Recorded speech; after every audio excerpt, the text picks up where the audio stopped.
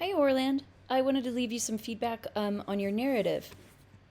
Um, so you have a lot of really good details here, right? And a lot of really good mini narratives. So uh, two things that really stand out to me, well, actually three things, um, are your ability to really capture the layout of your home. I think in Joplin, yes, or was this the Web City house? I'm trying to read really quickly, trying to remember. I think this is supposed to be the house on Minnesota Avenue. I think. I'm sorry if I'm incorrect, but your description here, like you capture it so clearly and so concretely. And then this mini narrative is really good. This discussion of of your mom asking the cat to catch the mouse, and then the third little mini narrative that really sticks out to me is your connection to Jordan Valley Ice Park and your connection to hockey. So I think while you have like all these mini narratives together, what we don't have yet is like a singular story, like a fully realized arc. So you kind of come to some kind of conclusion at the end, where you're saying like Joplin is going to be my forever home. Um, but then if that's the case, like we kind of wonder like why we have like these other conversations about St. Louis and hockey.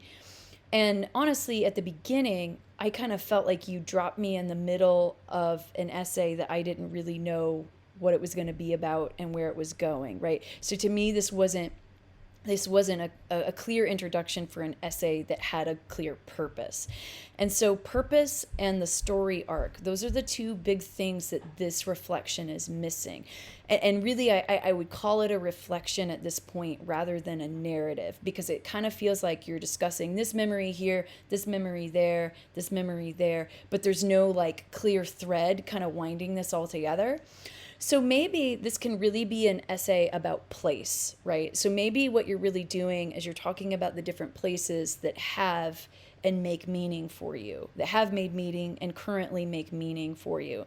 So if that's the case, and to me, that's the way to kind of wind all these fragmented memories together in a clear narrative. You want to rethink your introduction.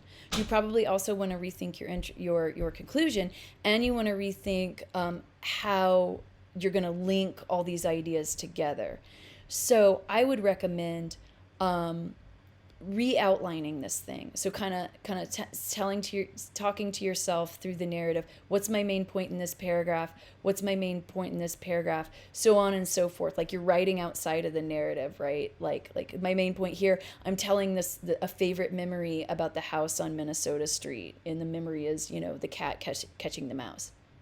And then once you do that for each paragraph, think about, so why am I telling all these stories, right? What are all these paragraphs doing? And then what I would do is try to identify what the purpose is, right? What is the purpose of telling all these stories? Then you can begin drafting a new introduction that more clearly captures purpose. And then you can start thinking about how you can use that purpose to reinforce how you move from one story to the next, right? Does that make sense? So I think that's the thing that I would want you to focus on, should you choose to revise this essay. And I think that you should, because there's a lot of good writing in here. But at this point, like I said, it feels more like a reflection rather than like a fully realized narrative. Some small things: make sure that you edit for second person you. So you want to do your best to avoid this point of view in your writing. So um,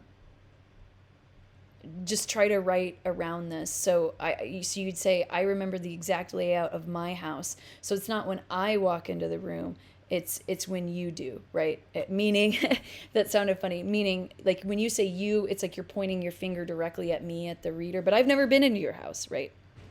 So um, I might just start this with, my sister's room was immediately in the front of the house.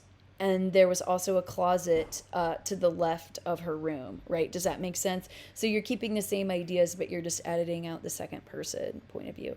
All right. Well, let me know if you have any questions about my feedback.